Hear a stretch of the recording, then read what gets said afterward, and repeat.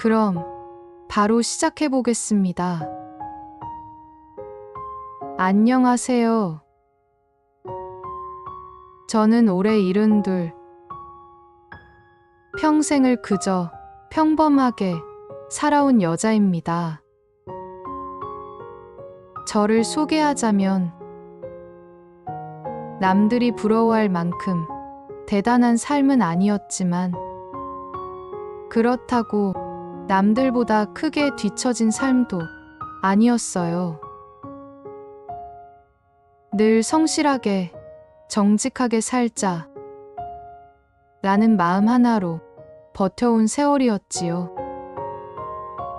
20살 무렵 작은 봉제 공장에서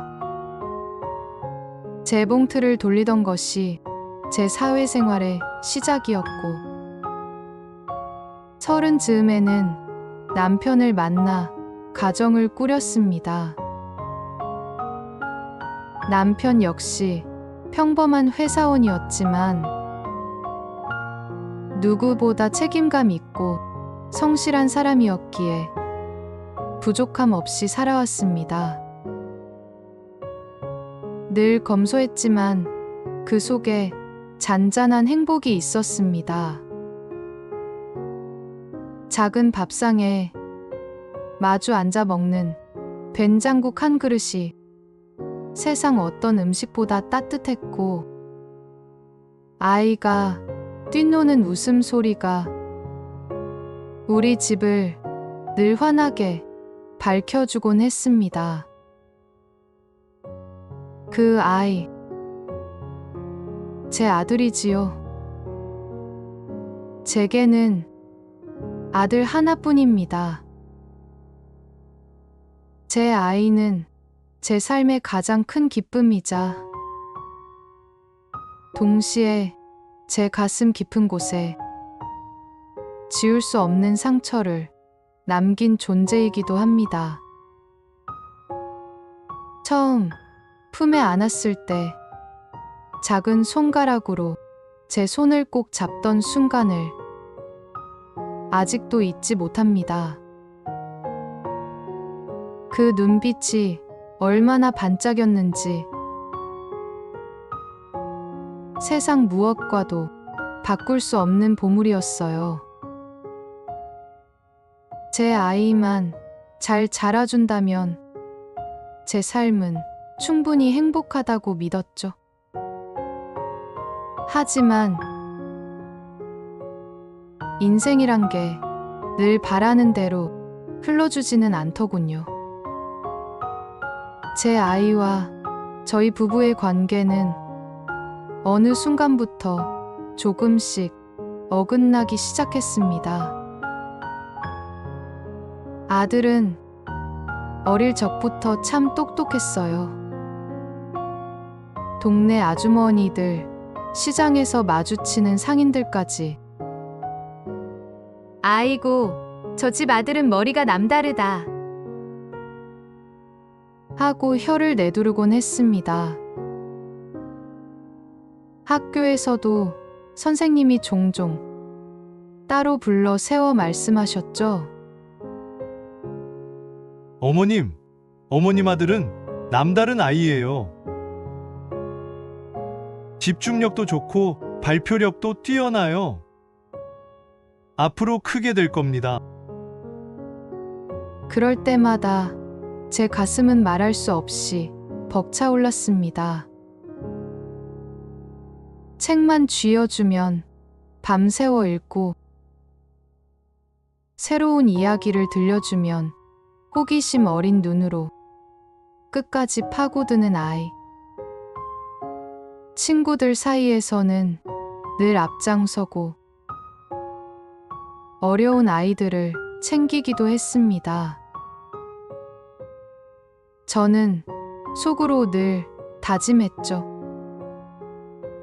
그래, 우리 아들은 다르구나. 공부 잘 시켜서 좋은 길로 보내야지. 부모로서 내가 해줄 수 있는 건 그거 하나뿐이야. 그런데 문제는 형편이었습니다. 없는 살림에 남편 월급만으로는 늘 빠듯했어요. 저는 방앗간, 반찬 가게, 청소일, 돈이 되는 건 뭐든 닥치는 대로 했습니다. 하지만 아들이 원하는 걸 다 채워줄 수는 없었어요. 아들이 10살쯤 됐을 때였을 겁니다. 학교에서 돌아온 아들이 책가방을 던지듯 내려놓고 제게 퉁명스럽게 물었어요. 엄마, 왜 우리 집은 자전거도 없어? 친구들은 다 새 자전거 탔는데 나만 걸어 다녀야 해. 그 말이 제 가슴에 쿡 박혔습니다. 저도 아들 또래들이 반짝이는 자전거를 타고 쌩쌩 달리는 걸 보면서 속으로 늘 미안해하고 있었거든요. 하지만 그땐 정말 여유가 없었어요. 저는 애써 웃으며 말했지요. 아들아, 다음에 엄마가 꼭 사줄게. 조금만 기다려줘. 하지만 아들의 얼굴엔 실망이 고스란히 드러나 있었습니다. 입술을 꼭 깨물며 방으로 들어가 버리는 뒷모습을 보는데 제 눈시울이 붉어졌습니다. 그날 이후였을까요? 아들 마음속에 부모에 대한 작은 불만이 싹트기 시작한 게 그건 아주 사소한 틈이었는데 세월이 흐르면서 점점 깊고 어두운 골짜기로 변해갔습니다. 중학교에 들어서면서부터 아들은 조금씩 달라지기 시작했습니다. 예전에는 학교에서 있었던 재미난 일들을 저녁 밥상에서 신나게 풀어놓곤 했는데 어느 순간부터 말수가 줄고 얼굴에는 늘 불만이 가득했지요. 어느 날은 식탁에 앉자마자 이런 말을 꺼냈습니다. 왜 우리는 집이 이렇게 낡았어? 친구들은 다 아파트 산다는데 왜 우리만 이런 데서 살아? 순간 제 손이 멈췄습니다. 아직 어린애가 그런 생각을 한다니 마음이 철렁 내려앉았지요. 그때까지만 해도 사춘기라서 저러는 거겠지. 곧 지나가겠지. 하고 애써 넘겼습니다. 그런데 날이 갈수록 아이의 말은 점점 더 날카로워졌습니다. 아빠는 왜 차도 없어? 친구 아빠는 학교 데려다 주는데 난 맨날 걸어 다녀야 해. 창피해서 죽겠어. 남편과 저는 서로 눈치를 보며 말없이 밥만 뜨고 있었지요. 가슴이 찢어지는데도 뭐라 할 말이 없었습니다. 형편이 넉넉하지 않다는 걸 누구보다 잘 알았으니까요. 어느 날이었습니다. 제가 몸살 기운이 있어 겨우겨우 밥상을 차려 놓았는데 아들은 식탁에 앉더니 젓가락도 들지 않고 얼굴을 찡그리며 말했습니다. 이게 뭐야? 이딴 걸 누가 먹어? 반찬도 별로 없고. 순간 제 손이 덜덜 떨렸습니다. 아들아, 엄마가 몸이 안 좋아서 하려는데 그 말이 끝나기도 전에 아들은 손으로 밥상을 확 뒤엎어 버렸습니다. 쨍그랑 그릇들이 바닥에 깨져 산산조각 나는 소리가 방안을 가득 메웠습니다. 그 순간 제 가슴도 함께 산산조각 나는 것 같았습니다. 남편이 벌떡 일어나 화가 난 목소리로 소리쳤습니다. 얘야, 너가 아무리 화가 나도 부모한테 그럴 수 있는 거냐? 하지만 아들은 조금도 주눅들지 않았습니다. 오히려 더 큰 목소리로 소리쳤습니다. 남들은 부모 덕 좀 보고 사는데 나는 왜 이렇게 태어나서 고생만 하냐고. 그 소리에 제 귀가 멍해지고 눈앞이 흐려졌습니다. 내가 낳고 키운 아이 입에서 이런 원망이 나올 줄은. 그날 밤 이불을 뒤집어 쓰고 얼마나 울었는지 모릅니다. 우리 아들이 왜 이렇게 변했을까? 내가 뭘 잘못했을까? 머릿속에서 같은 질문만 수십 번, 수백 번 맴돌았습니다. 고등학교를 졸업하던 해 아들은 집을 박차고 나갔습니다. 2번 다시 이런 집구석 안 돌아온다. 그 말만 남기고 떠나버렸습니다. 그 뒤로는 연락이 뚝 끊겼습니다. 전화도 없고 편지도 없고 아무 소식도 없었습니다. 이웃들이 수군거렸습니다. 아들이 부모 버리고 나갔다더라. 부모 잘못 만나서 그런 거지 뭐. 저는 그 말들이 너무 서러워서 길 가다가도 고개를 못 들었습니다. 하지만 부모 마음이라는 게 아무리 미워도 결국 걱정이 앞섭니다. 밥은 제대로 먹고 다니는지, 어디서 어떻게 사는지, 그 생각에 밤마다 베개가 젖어 있었습니다. 그렇게 10년이 훌쩍 흘렀습니다. 세월은 제 얼굴에 깊은 주름을 새겼고, 손은 예전처럼 힘있게 움직이지 않았습니다. 무릎과 허리가 아파 가만히 앉아있는 시간도 많아졌습니다. 거울 속 제 모습은 낯설기만 했습니다.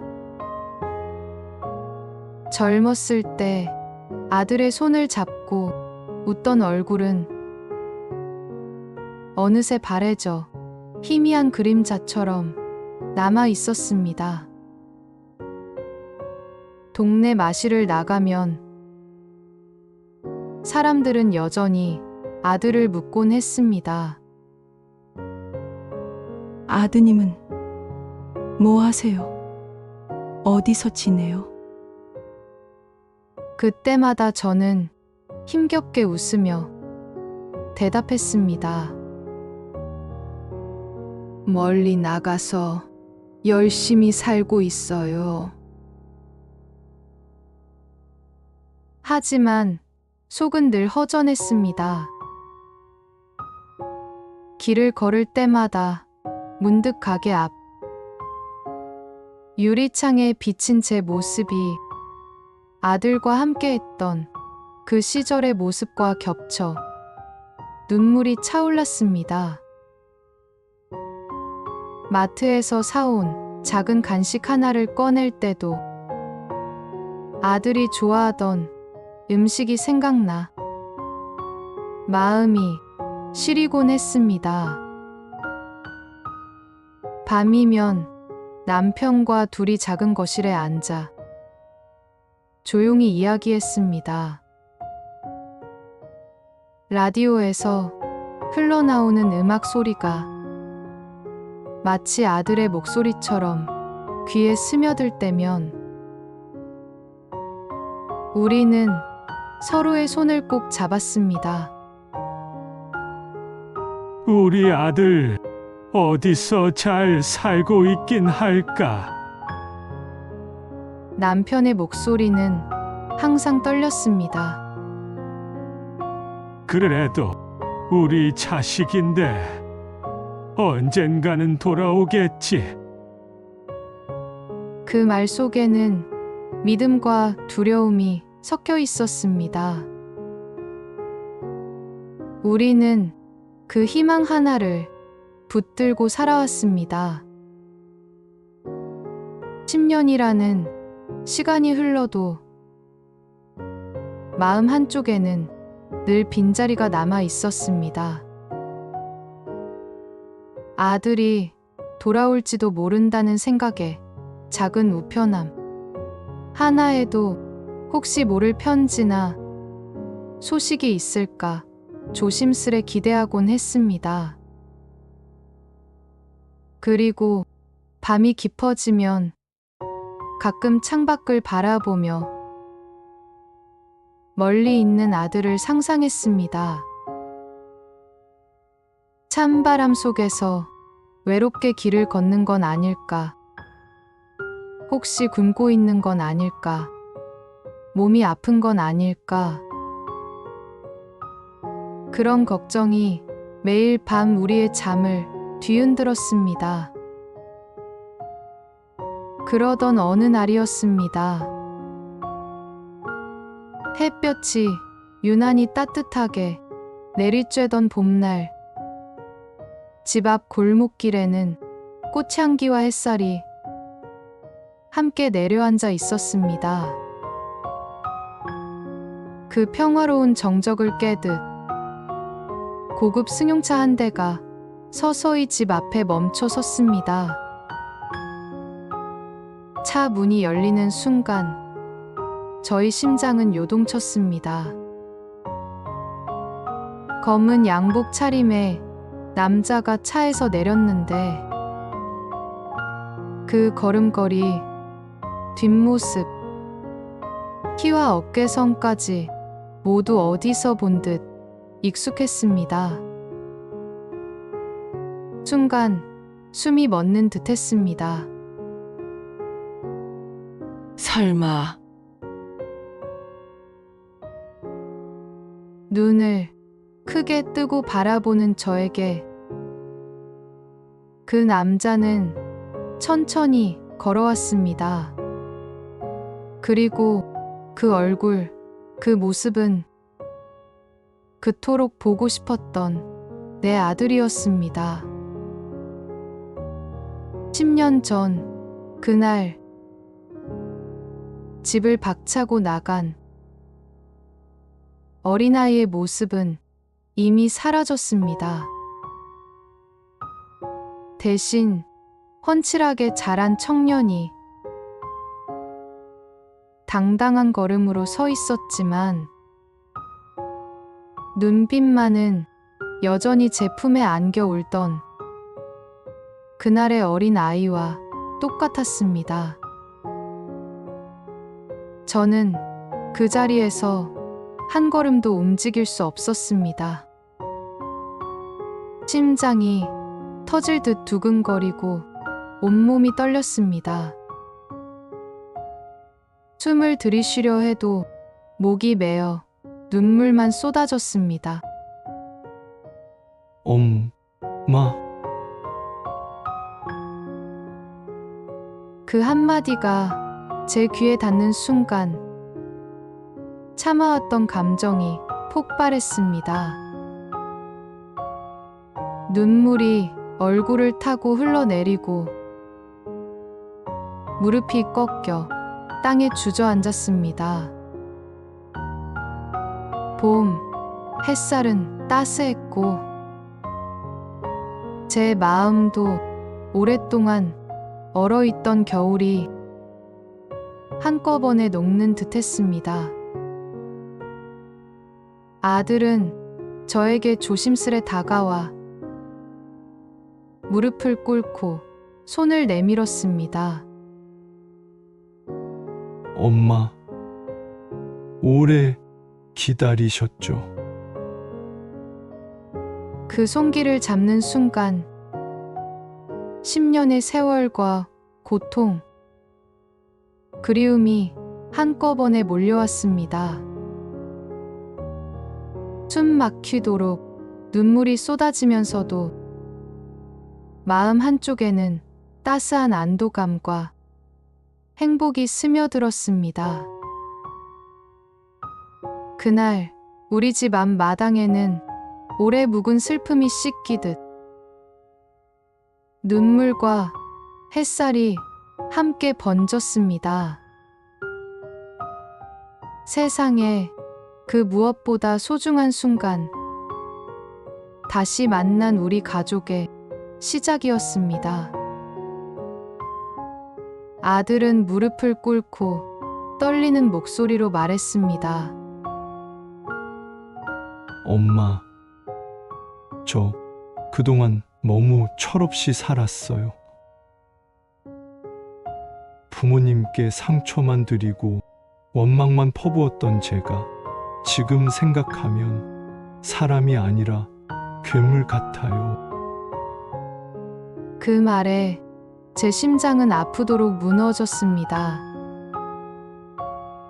10년간 쌓여있던 미움과 서러움, 그리움이 한꺼번에 밀려와 숨조차 쉬기 힘들었습니다. 아들은 조심스레 그동안의 세월을 들려주었습니다.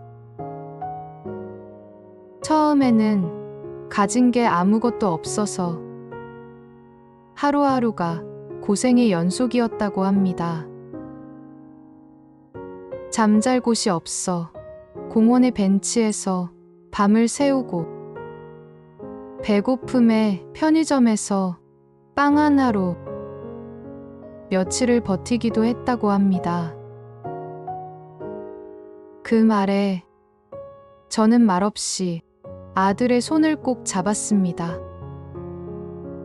가슴이 찢어질 듯 아프면서도 동시에 그의 끈질긴 생명력에 놀랐습니다. 하지만 저는 포기하지 않았어요. 아들의 눈빛이 흔들리지 않았습니다. 죽을 힘을 다해 공부하고 일을 하고 해외로 나가 새로운 사업에도 도전했어요. 수많은 실패와 좌절을 겪었지만 결국 자신의 길을 만들어냈습니다. 지금은 수백 명의 직원을 둔 회사의 대표가 되었다고 합니다. 그 말을 들으며 제 마음속에 오랫동안 묶여있던 돌덩이가 와르르 무너져 내리는 느낌이었습니다. 그리고 아들은 말을 이었습니다. 엄마, 사실 연락하고 싶을 때가 많았어요. 그런데 철없던 제가 늘 부모님 원망만 하다가 떠난 게 부끄러워서 빈손으로는 차마 못 오겠더라고요. 그래서 성공하면 꼭 성공한 모습으로 찾아와 사죄하고 싶었어요. 그 순간 저는 참았던 눈물이 쏟아져 내리는 걸 막을 수 없었습니다. 아들의 손을 꼭 붙잡고 온몸이 떨리면서도 마음 깊은 곳에서 올라오는 안도감과 행복을 느꼈습니다. 10년간 얼어붙었던 우리 가족의 시간, 그 모든 상처가 이제 조금씩 녹아내리는 순간이었습니다. 햇살은 여전히 따뜻하게 내리쬐고 봄바람은 부드럽게 불어왔습니다. 집 앞 마당에는 오랜 세월을 견뎌온 눈물과 햇살이 함께 번졌고, 그날 우리 가족은 다시 하나가 되었습니다. 아들은 저와 남편을 꼭 끌어안으며 진심 어린 목소리로 말했습니다. 앞으로 남은 날들, 그동안 못했던 효도 제가 다 갚겠습니다. 부모님 남은 여생 제가 책임질게요. 그 말을 들을 때 10년 동안 쌓인 서러움과 고통, 걱정이 한꺼번에 녹아내리는 듯했습니다. 눈물이 흘러도 이번에는 슬픔이 아닌 안도와 감사의 눈물이었습니다. 지금은 아들이 마련해준 따뜻한 집에서 남편과 함께 살고 있습니다. 주방에서는 아들이 직접 차린 따끈한 밥 냄새가 하루 종일 감돌고, 거실 소파에 앉으면 아들이 건네주는 차 한 잔과 함께 조용한 웃음이 가득합니다. 매일같이 안부를 묻고 손을 꼭 잡아주는 아들을 보면서 저는 마음 깊이 안도의 한숨을 내쉽니다. 그래. 이제 됐다. 이제는 됐다. 눈물이 나지만 이번에는 행복한 눈물입니다. 이제 집 안에는 더 이상 빈자리나 허전함이 없습니다. 10년간 얼어붙었던 시간은 비로소 녹아내렸고, 우리 가족은 다시 하나가 되어 따뜻한 봄날처럼 밝은 나날을 함께 살아가고 있습니다. 혹시 지금 이 순간에도 자식 때문에 속상해하며 눈물 흘리는 부모님들이 계실지 모릅니다. 그렇다면 꼭 말씀드리고 싶습니다. 세상은 알 수 없습니다. 때로는 가장 큰 상처가 세월이 흐른 뒤 가장 큰 기쁨으로 돌아올 때가 있습니다. 오늘 이 사연이 누군가의 마음에 작은 위로가 되었기를 바랍니다. 오늘도 끝까지 들어주셔서 정말 감사해요. 좋아요, 구독과 알림 설정 꼭 부탁드려요. 공유해서 더 많은 분들과 함께해요. 댓글로 여러분의 생각도 들려주세요. 여러분의 작은 관심 하나하나가 저에게는 정말 큰 힘이 됩니다. 다음 시간에도 더욱 흥미진진한 이야기로 찾아뵙겠습니다. 안녕히 계세요.